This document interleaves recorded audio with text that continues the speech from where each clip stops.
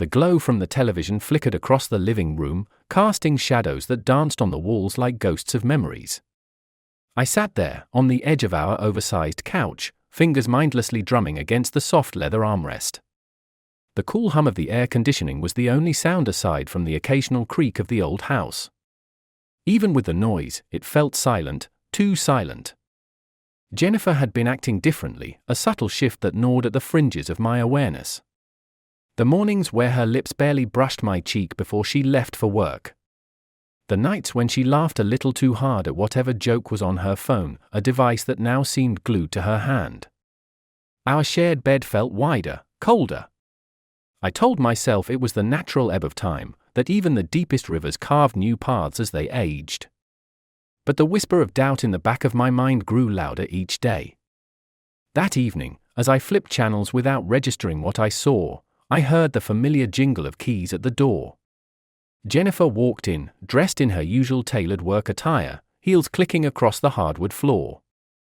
She was stunning as ever, with her dark hair tied back in a sleek ponytail, eyes sharp with the confidence that once drew me in like a moth to flame. "Hey," she said, dropping her purse on the entryway table. Her voice was bright, casual. But I noticed the quick sweep of her eyes around the room, assessing, gauging the mood. It was subtle, a flicker of unease she covered with a smile when she saw me watching. "Hey," I replied, forcing a grin that I hoped reached my eyes. The tension between us was palpable, like a taut wire ready to snap. She moved past me, her perfume lingering, a familiar scent that had lost its warmth. "Dinner?" I asked, standing as she walked toward the kitchen. The question felt out of place, like an echo of our routines trying to find its way back home. "Not hungry," she said, too quickly.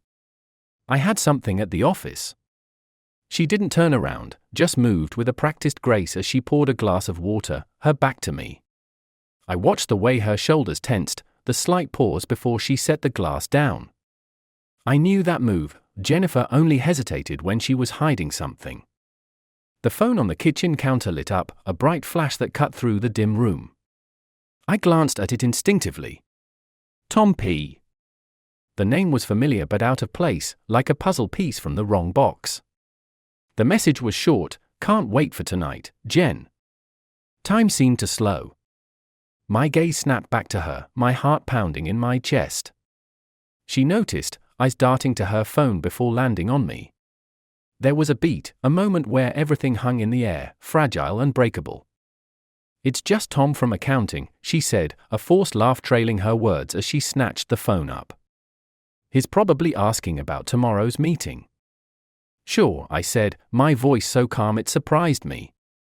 Years of meetings, negotiations, and business strategies had taught me one thing: never let your emotions dictate your next move. Jennifer left the room, phone clutched tightly in her hand as she disappeared down the hallway. The silence returned, heavier than before, pressing against my ears until the only thing I could hear was the blood pounding in my head. I stood there, staring at the empty kitchen, the shadows deeper now as the sun dipped below the horizon. The next day felt like a waking dream. I went through the motions at work, nodding at my colleagues, answering emails, but my mind was back in that kitchen, replaying the moment when the message lit up. I wanted to believe her, to brush it off as paranoia. But doubt has a way of digging in, rooting itself until it demands answers. At lunch, I called Alan, an old friend who had climbed the ranks of law long before I realized how valuable that connection would be. "Alan, I need a favor," I said, voice low, glancing around to make sure no one was within earshot. His response was immediate, warm but professional. I told him enough to make him understand, but not enough to fully expose the wound that had opened in my life. "Send me what you've got, and I'll start there," he said, his tone shifting into something sterner, protective. That evening, I waited. Jennifer came home later than usual, offering an excuse about traffic and late meetings that felt rehearsed. She kissed my cheek, a mere graze that barely touched the skin, and I felt my jaw tighten. It was then that I realized the weight of what I might uncover. And yet, I needed to know. When she fell asleep that night, the rhythmic sound of her breathing filling the room, I slipped out of bed and into my office. The lamp's glow was harsh, sterile, as I sat at the desk and scrolled through old emails, phone records, anything I could use to piece together a timeline. It didn't take long for the signs to become patterns: dinner receipts, hotel charges. All the nights she was supposedly working late. I leaned back, the chair creaking under me, the reality of it all settling in like a stone in my gut. The kind of heaviness that doesn't go away with time, only shifts until you learn how to carry it. The final confirmation came in an email attachment Alan sent the next day. Travel itineraries that lined up perfectly with unexplained charges and her absence. My fingers hovered over the phone, itching to call her, to scream or cry or both. But I didn't. Instead, I made a decision. The tension in our house felt different after that. Jennifer, oblivious to what I knew, moved through our shared space with an ease that both infuriated and saddened me. I watched her, each smile and affectionate touch now laced with betrayal in my mind. I became a silent observer, cataloguing moments, waiting for the perfect time to reveal the truth that I knew would shatter us both. A week passed like a storm cloud brewing on the horizon. My behavior remained measured, casual, masking the boiling turmoil beneath. I felt like I was playing a part in a play I hadn't auditioned for, every scene rehearsed but hollow. Jennifer's phone, the instigator of my new reality, was now never out of her reach. She was careful, far more than before, glancing at it every few minutes, slipping into the next room for whispered calls. It would have been comical if it didn't cut so deeply. One evening, she came home with a smile, cheeks flushed and eyes bright. It was the kind of expression I hadn't seen directed at me in years. She kissed me on the cheek, her fingers lingering at the back of my neck like they used to when we first met. The warmth of her touch was a cruel reminder of what I was about to lose, or had already lost. "I thought we could open that bottle of Bordeaux tonight," she said, shrugging off her coat and hanging it by the door. "You know, the one we've been saving for a special occasion." My chest tightened. How many moments like this had I overlooked? Times she came home and acted like nothing was amiss, the guilt hidden beneath layers of routine. I forced a smile and nodded, my throat too tight to speak. The Bordeaux was a gift from her mother, brought back from a trip to France years ago. It had become a symbol of special nights, celebrations, anniversaries. The thought that she wanted to share it now, in the midst of her duplicity, felt like a mockery. I watched her from across the kitchen, pouring the wine with practiced ease. She handed me a glass and clinked hers against it, a hollow toast. "To us," she said, her eyes searching mine for something I couldn't give her. "To us," I echoed, the words sticking like barbs in my throat. We drank, and for a moment, silence was our only companion. The wine was smooth, rich with flavors I barely tasted. "I've missed this," she said softly, breaking the quiet. She reached across the table, her fingers brushing against mine. "Us."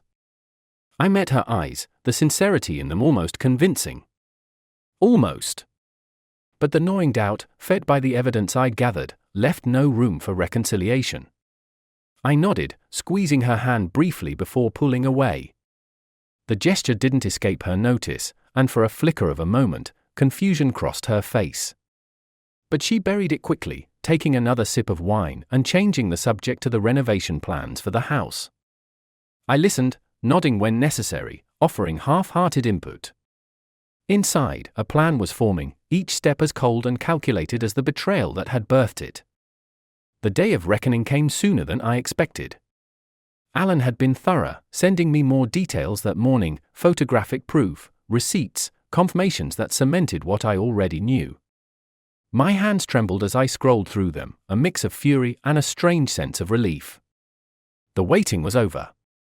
That night, I set the stage. The living room was immaculate, the soft glow of the fireplace casting long shadows. Jennifer was due home late, another meeting that I knew was anything but professional. I sat in the armchair, a glass of whiskey in hand, the room's silence broken only by the occasional crackle of wood.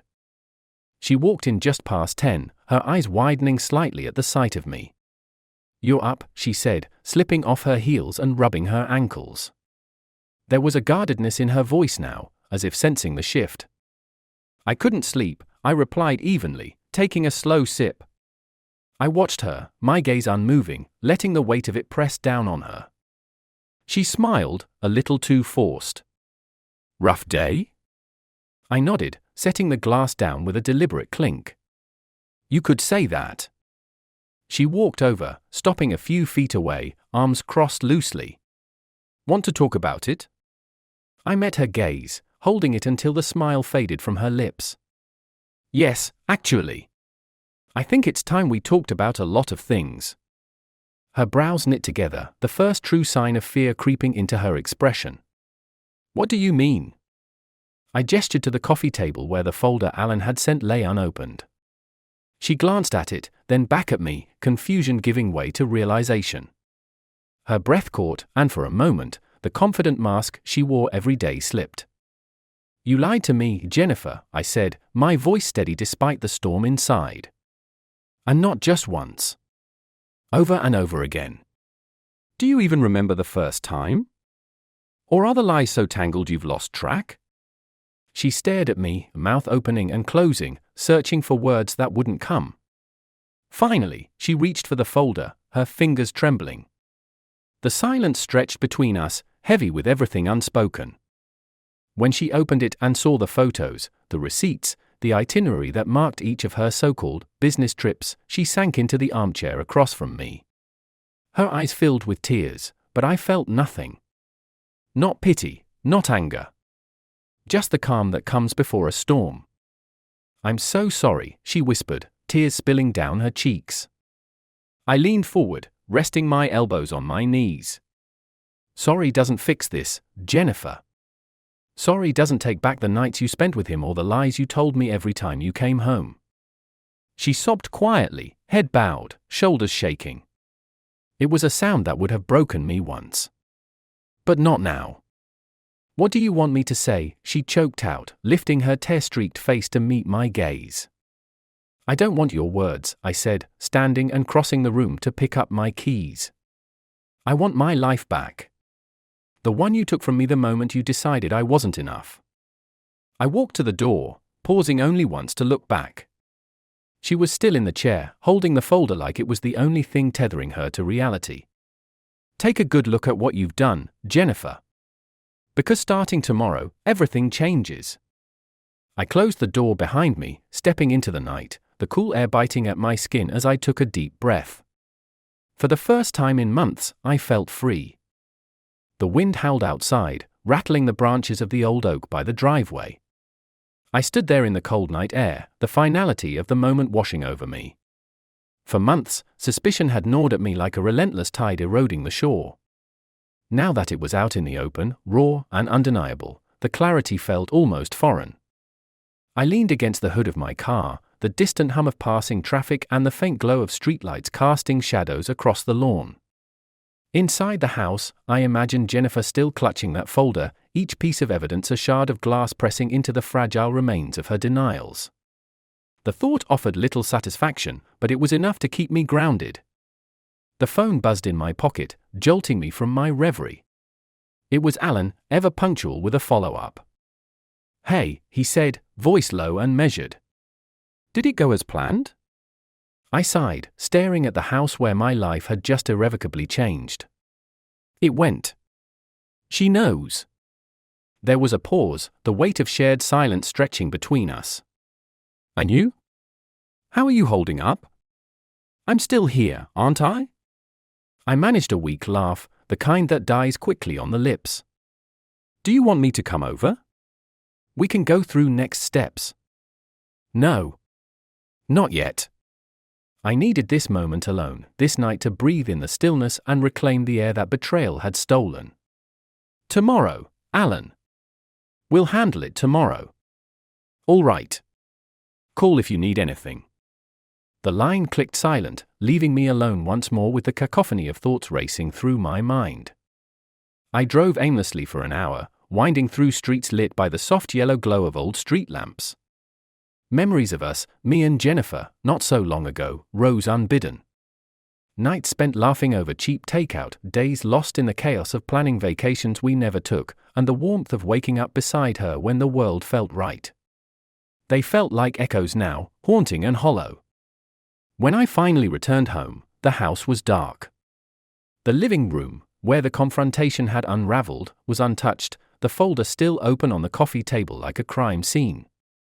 I heard the faint sounds of movement upstairs. Jennifer! I half expected her to come down, to try and say something, but the silence stretched unbroken. I walked over and picked up the folder. The faces in the photos, her smile too wide, eyes sparkling with a joy I hadn't seen in years, seemed to mock me. I dropped it back onto the table, rubbing my temples as exhaustion seeped into my bones. The whiskey in my glass called to me, but I pushed it aside. I needed clarity, not a haze. The morning light came too soon, filtering through the blinds and casting stripes across the bedroom walls. I sat up slowly, every muscle aching from a night spent tossing and turning. The space next to me was empty, the imprint of Jennifer's body already faded, like so many of the memories we shared. Downstairs, I found her at the kitchen counter, staring blankly at her coffee. The silence between us was a living thing, full of unsaid words and questions neither of us wanted to ask. I thought about what you said, she began, her voice barely more than a whisper. She turned to face me, eyes red-rimmed and pleading. Please, Mark, let's talk. Don't just walk away. I leaned against the counter opposite her, arms crossed. Talk about what, Jen? You cheated. You lied for months, years even. What's left to say? She winced as if struck, her fingers tightening around the mug until I worried it might shatter. It wasn't supposed to be like this. I didn't plan for any of it. Don't, I cut her off, the anger flaring despite my exhaustion. Don't tell me it just happened. People don't fall into infidelity like an accident. It's a choice. A series of choices. Her eyes filled with fresh tears, but I looked away, unwilling to let pity erode the hard line I'd drawn. What do you want me to do? She asked, voice breaking. Beg? Apologize? I'm sorry, Mark. I'm so sorry. But we can't just throw everything away. I laughed bitterly. You already did that, Jen. The moment you decided that whatever thrill you found with him was worth more than us. I pushed off the counter, moving past her toward the living room. We'll figure out the logistics. I'll call Alan later. But this, I gestured between us, the gulf that now felt immeasurable. This is done. She didn't follow. I heard her stifled sobs as I reached for my coat and keys. The sound should have broken me. Instead, it pushed me further, hardening the resolve that had carried me through the past week. I met Alan at a quiet cafe downtown. The clink of cups and the low murmur of conversations offered a strange comfort, a backdrop that made the surreal seem almost manageable. He looked up as I slid into the seat across from him, his eyes searching mine for signs of collapse. Rough night, he asked, though the answer was obvious. You could say that, I replied, running a hand over my unshaven jaw. He pushed a coffee toward me. It's going to get rougher, you know. I know, I said, eyes locked on the steaming cup. I'm ready. Good, Alan said, his voice steady, a reminder that I wasn't alone in this, even if it felt that way. Let's start with the house. The conversation that followed was a blur of legal jargon and options, plans for dividing what once felt indivisible. The house, accounts, the memories we'd carved into the walls with laughter and arguments alike. Alan laid it all out methodically, with the detached precision of someone who'd done this 100 times before. But for me, each word chipped away at the remnants of hope. Do you want to contest anything? He asked, eyes flicking up from the papers. I knew what he meant. Was I willing to fight for more, to dig deeper into the wreckage to claim what I felt was owed? No, I said after a moment. I just want to be done. He nodded, scribbling a note. Fair enough. We'll proceed as planned. When I left the cafe, the winter air bit at my cheeks, the chill a stark reminder that the hardest part was still ahead. The process of untangling a life built together, thread by thread, until we were nothing more than two strangers dividing what was left. The process of separation unraveled like a slow-motion car crash. Days blurred into weeks, each punctuated by lawyer meetings, paperwork, and terse conversations with Jennifer. The house, once filled with laughter and shared secrets, became a museum of what used to be. It was strange, walking past rooms that felt both familiar and foreign, as if I were trespassing in my own life. Jennifer kept her distance. I'd catch glimpses of her pacing the living room on the phone, or sitting on the porch wrapped in a blanket, staring at nothing. The regret was clear in her eyes whenever we spoke, but it was too late for apologies to mend what had broken. Then, one morning, Alan called. His tone was different, tinged with an urgency that made my stomach clench. "Mark, there's something you need to see," he said. "I'll email you the file. Check it now." I opened my laptop, heart thudding. The document he sent was a detailed report from the private investigator he'd suggested I use during the early days of our conversations. At first, I had been against it. What more could I find out that I didn't already know? But Alan had been insistent. The report was exhaustive, with photos, timestamps, and a summary that made my eyes narrow with confusion. The pictures were of Jennifer, but she wasn't with Tom P. In fact, most of the images were of her alone, sitting in her car outside various places, restaurants, parks, even a hospital. There were no clandestine meetings, no evidence of an ongoing affair. Only one set of photos stood out, a series where Jennifer entered a clinic and left hours later, face pale and drawn. I picked up the phone and called Alan. "What is this? This doesn't make sense." "She wasn't seeing Tom," he said, his voice careful. "She was seeing doctors. A specialist, Mark. That clinic is for oncology." The word hit me like a punch to the gut. Oncology. Cancer. The breath rushed out of my lungs as the room tilted. "But the messages," I stammered. "The trips, Mark, the messages were with her brother, Thomas. He was supporting her, taking her to appointments. The trip expenses were for hotel stays near the clinic when she had early morning treatments." "I'm sorry. I didn't see this coming either." I dropped into the nearest chair, numbness spreading from my chest out to my limbs. The affair, the lies, they had all been twisted fragments of a truth I'd never imagined. Jennifer was fighting a battle I hadn't seen, hadn't even thought to question amid my anger and betrayal. The room around me felt too small, pressing in with the weight of realization. I sat for what could have been minutes or hours before the front door creaked open. Jennifer stood in the doorway, her eyes wary and tired. She looked thinner, the hollowness in her cheeks suddenly noticeable. "Mark?" Her voice was tentative, as if she'd spoken my name 100 times in her head but wasn't sure if it would come out right. I swallowed hard, the words tangled in my throat. "Why didn't you tell me?" She took a shaky step inside, setting down the keys with trembling fingers. "I wanted to. 100 times, I wanted to," she whispered. But then I realized how distant we'd become, and it felt easier to bear it alone than to risk you staying out of pity. The anger that had driven me for weeks dissolved, leaving only grief. I crossed the room and stood in front of her, searching her face for traces of the woman I'd loved, the woman I'd turned against without knowing the truth. "You should have told me," I said, voice breaking. "It wasn't an accusation, just a simple truth." She nodded, tears filling her eyes. "I know. I thought it would protect you. Protect us." Her voice faltered, and the silence between us spoke of all the lost chances, the missed moments of connection. I reached for her hand, hesitant, afraid that this fragile truce could shatter under the weight of everything unsaid. To my relief, she took it, fingers cold but familiar. We stood there, not speaking, while the shadows shifted in the room and the wind pressed against the windows like a whisper of the past. Maybe we were too broken to go back to how things were. But standing there, together in the ruins of our life, I knew one thing: we had a choice to rebuild, one piece at a time.